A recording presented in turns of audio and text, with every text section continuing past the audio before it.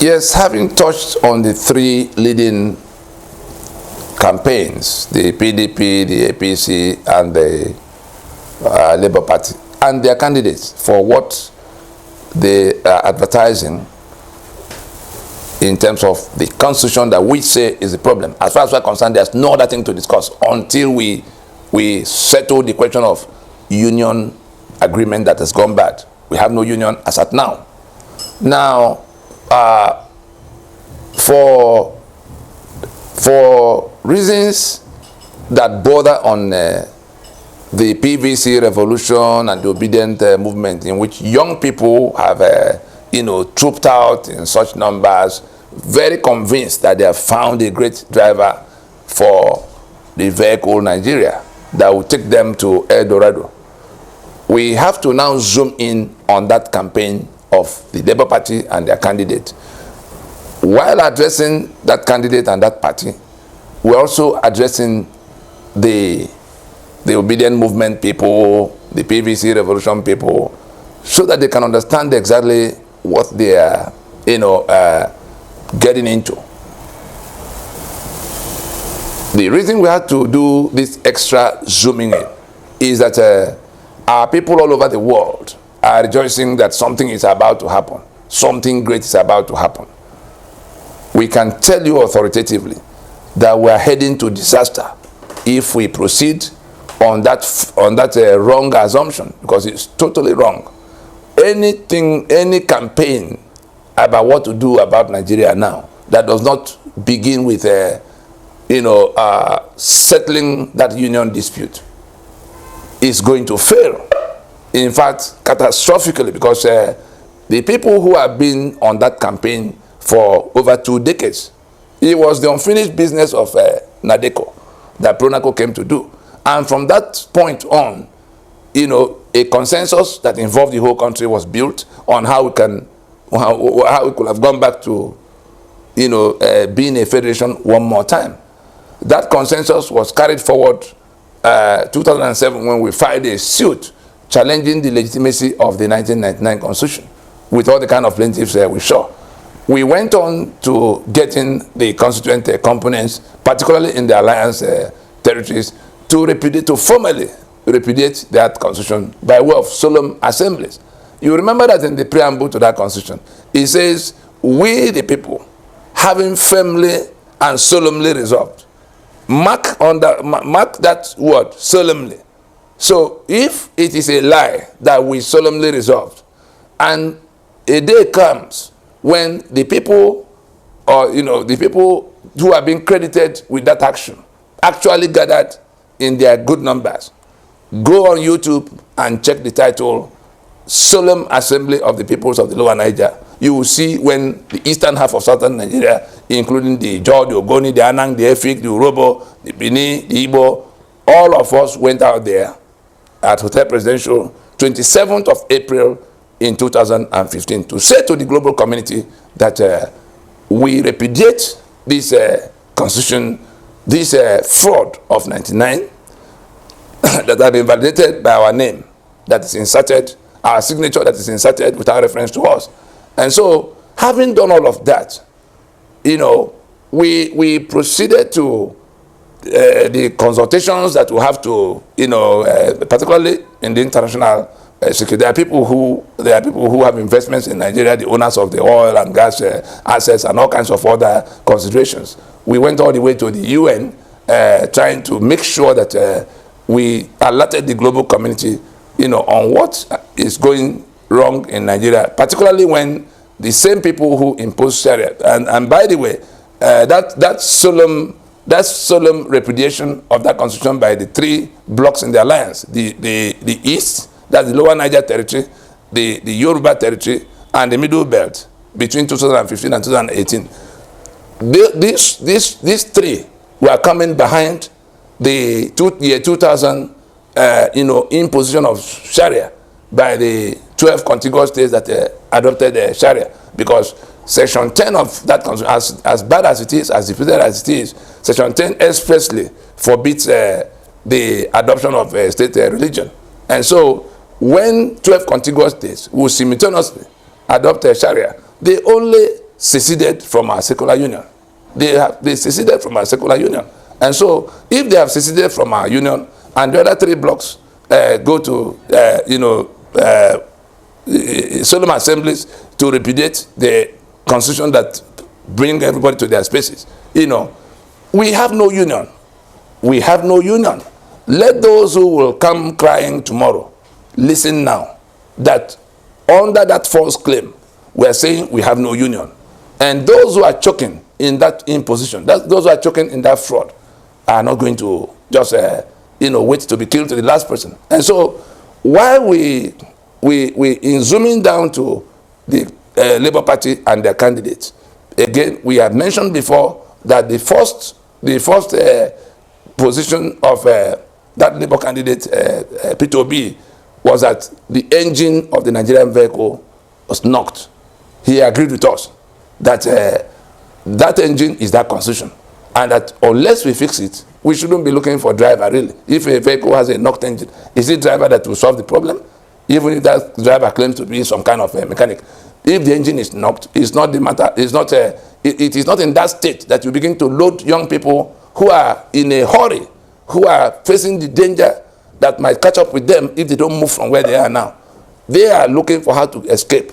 And you are loading a vehicle that you already acknowledge that the engine is not. That's the kind of thing that is going on in that campaign of let me, the excellent driver, take you to the greater destination. And so for the young people who have been so invited to believe that this excellent driver is going to take them to a greater destination, NINAS is telling you, NINAS is inviting you to please come. Let us define the change we seek. We know you want change. You want an end to corruption. You want an end to the humongous cost of governance. You want an end to impunity. You want an end to decayed infrastructure. You want an end to denial of opportunity, the way we saw in the Constitution all these years. And so, if that is what you want, how are you going to obtain it? It's not by emotions that it will come, because the candidate that is coming to the candidate you are following to try to get it, he hasn't provided any kind of answer. The first, having acknowledged that the engine is knocked, he then, when we responded to that claim, he then says, makes some kind of U-turn to say, really, Constitution is not the problem. Constitution is not the reason where we are. It was a kind of a shock, but I think his handlers were looking for some kind of answer to our own contention. And then we responded further to say, no, this is why he says it's bad leadership. Please, the young people and the rest of the country, all the problems you see, let us give you one formula by which you can begin to approach the solution. That formula is, we call it the WWW interrogation. Why is it so? There's corruption. Why is it so? NINAS is able to point you to the sections of the 1999 Constitution that create the corruption, and the section that protect the beneficiaries of grant corruption, section 308. The section that gives the spare key to the heads of the executive branch, the president and the governors, and the section that says that absorbs government of responsibility towards you. So between all of that, quite apart from the 68 items of exclusive list, we also talk about the cost of governance, the sheer cost of governance. It is not by going to wear only one shoe or one trouser. The 36 states that Nigeria have been fractured into is the bleeding, that is the main artery for the bleeding of Nigeria. The 704 local government areas that will have to be financed every month. Where's the money coming from? Who is producing what? And a new president is not going to dismiss the 36 states to say, oh, we're not going to give it. The bureaucracies of those 36 states, because there's governor, there's House of Assembly. Every one member of that House of Assembly has his own convoy. The council chairman, everybody is a government unto himself. 774. So we have close to over 800 governments that have to be financed every month. Whereas at the time we were a federation, we had only 4 units. And we are still looking back with nostalgia to what was achieved in Awolowo's time, in Emma Bara's time, in Ahmadu Bello's time, in those 3 regions of the time, even Dennis Osadebe's Midwest. And so we are just saying that the humongous cost of governance is flowing from that constitution. The WWW interrogation I'm talking about. Why? If you ask the first why, you get the first set of answers. Subject that first answer you get to another why. Okay, there's corruption all over the place. Why? You see the first thing. But why is it allowed to be so? By the time you ask that question like 3 times, you are going to get to the root of the problem, because you will then begin to see that it was not we, the people, who wrote down those rules of engagement, and that it is the people who are hoping to benefit from that corruption that wrote it. It's the people that were hoping to benefit from the impunity that wrote it in. It's people that were eager to seize the economic assets of other people that wrote the exclusive list. It's people that want to point guns at other people for all times that put security, arms and ammunition on that exclusive list. And so if you by the time you ask the first why, and then you come to the second why from the answer you got, and then the third why, you will immediately see that it is coming from this, and it is because it was inserted there. Then you now see who inserted it for what purpose. So I would think that we go from there to where the same candidate, having said that leadership is the problem, not a constitution, we say for certain that bad leadership is coming from that constitution. If the Labour Party and their candidate will want a debate on the subject, we will be more than glad to come to shed light on that position. It is that constitution that is responsible for the bad leadership we have. Why do we have a central electoral body in a federation called in the Federation of Nigeria? There are people who sit in Abuja and decide all of what will happen that will produce that leadership. Where are we going to get the competence from? Because it is a matter of horse trading. We saw it happen even in the primaries for which the candidate left PDP. And so if the bad leadership is coming from that same constitution, if the corruption is coming from that constitution, if the impunity is coming from that constitution, everything we can complain about coming from that constitution, why don't we turn off the tap? Let us go turn off the tap. And so we don't want, initially, we were going to believe that it may just be a matter of ignorance. But progressively, we are beginning to think it has more to do with some level of dishonesty. It may not be with the candidate, but the people, he is not a lawyer. And so there must be some lawyer, even if he's not the one to come to do the debate. Let there be a team from that candidate, from that campaign that can come. Let the Obidients movement people come to listen so that we can explain to them exactly what. Because they're going to be not only disappointed, they're going to feel defrauded when they find out that the people who are loading them into an engine, and a vehicle that has no engine, when they get to find out that those people knew that there was no engine in that vehicle and yet loaded them at the time they were running away from the danger of a Fulani invasion and all kinds of other calamities that are already converged. It won't be funny. It will be a sorry sight to behold the day those young people find out that they have been misled, they have been deceived. And so we just want to let everybody know that this is the time to stop and sort out that problem. When we press further, the same candidate now says that, oh, there's the 2014 conference report. I'm going to, let me read the tweet that was sent out from North Carolina. It said, the review of the Constitution will be part of the overall restructuring Nigerians' desire. It will entail legislative, executive, and judicial actions. Ultimately, the Nigerian people will decide. This is meaningless, totally meaningless, because the mandate of the National Assembly does not extend to constitution making. Our sovereignty remains with us. We elected those who went to National Assembly for the purpose of making laws under the constitution we have made. We have not made any constitution. That's the contention. Anybody who is not willing to listen to that contention now is going to learn on the street the meaning of constitution. Constitution simply means what it says, to constitute. Under what terms, at what point did the Yoruba submit their sovereignty and their people of 60 million into this union? Under what terms? At what point did they just submit their land and their waters and their people into this union that now give over their assets to people who are not who do not particularly wish them well? Under what terms? At what point did we all submit our right to secure ourselves to people who are bent on killing us off, like we have seen? Because that's what that exclusively that has police and arms and ammunition and military under the exclusive control of the very people who are, on an ethnic cleansing onslaught against us. We never agreed to such. We are saying it loud and clear to you. We have gone everywhere we can go to tell those who need to know, because it's going to become problematic. Those who will go to that election and say they have now won to come and govern, go again and see on YouTube the title, a broadcast from NINAS that says the winner of 2023 will find no Nigeria to govern. It may look simplistic.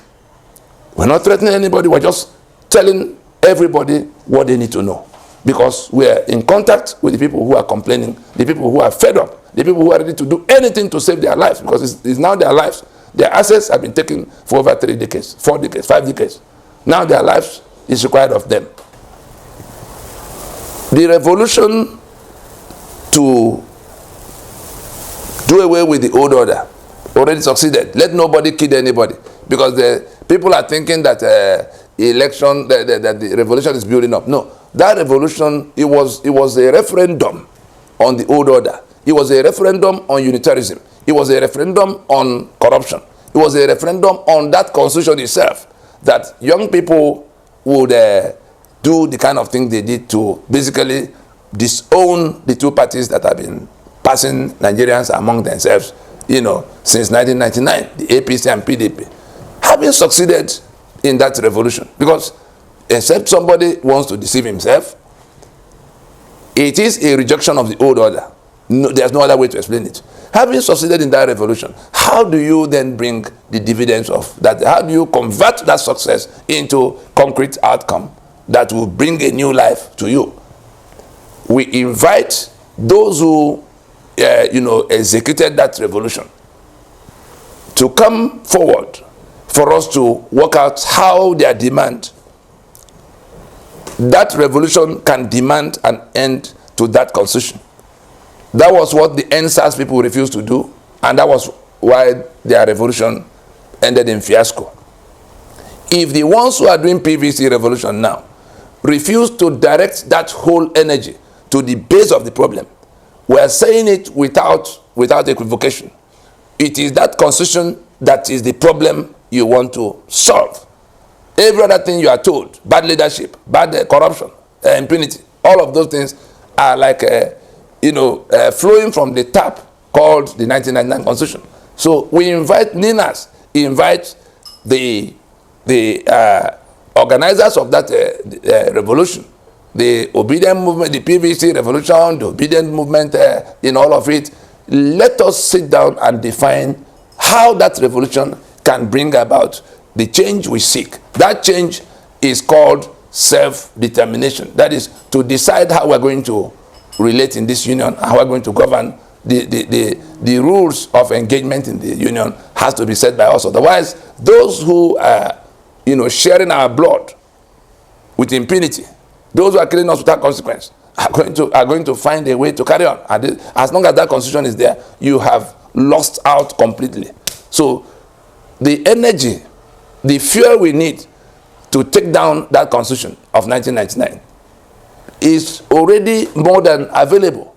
In fact, if we were looking for 10 gallons of fuel or energy to take down the 1999 constitution, what you have done is already the equivalent of 30 gallons. So it will be wasted if you submit the product of that revolution to the very people who imposed that constitution to now organize the election that can go this way and not that way. They can actually branch off from the journey to election. If you do not know, we hear them talking about security that is bad for which election. They can suspend the election on their own terms. They can suspend that constitution and your rights even before you get to the election. But even if we wobble on to that election, that constitution will survive after the election, and your revolution will have been wasted. anything short of taking down that constitution is no change at all. It's no change at all. Those who want to understand it, let us turn off the tap.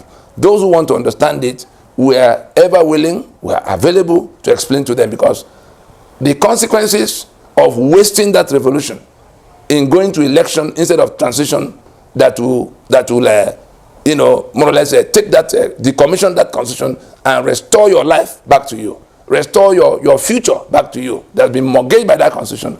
Let nobody deceive you. Let nobody deceive you.